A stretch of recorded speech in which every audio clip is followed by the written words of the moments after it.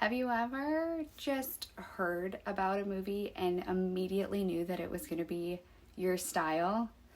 That's what happened with me with The Final Girls. I'm Britt, and if you like horror, true crime, or movies in general, hit subscribe because that is what I'm here to talk about. Just movies. So, The Final Girls is about this teenage girl whose mother is famous for being in a horror series in the 80s.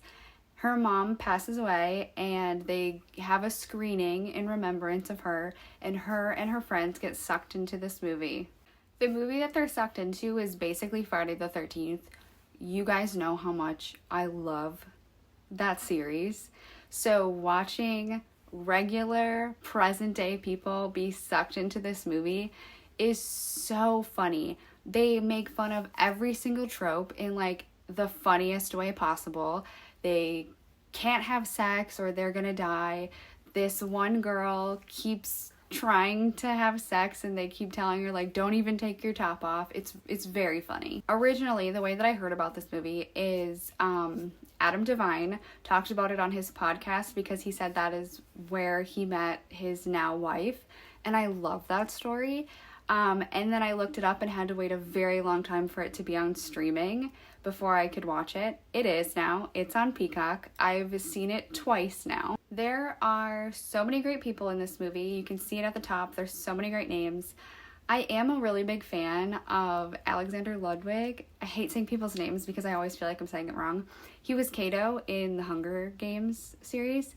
That was how I was introduced to him, and then he's been in great things ever since. He was in another movie called Final Girl, where his character is the complete opposite of his character in this.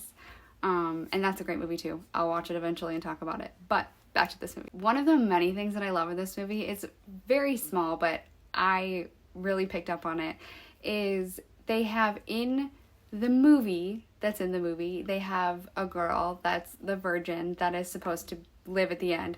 But she's so badass. She's not like what they normally have as the virgin character. I'm air quoting. She gets out of her car and to light a cigarette, lights a match off of her boot and lights a cigarette. Like, that's just so cool. The way that this movie ended, I thought it'd be really cool if they did a second one. I'm normally someone that doesn't like a continuation. Like, if one movie is great, why do we need a second one? But I think that it could be really fun with this. So I'm on board for a second one.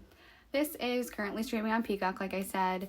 It is an hour and a half, so it's quick, fun.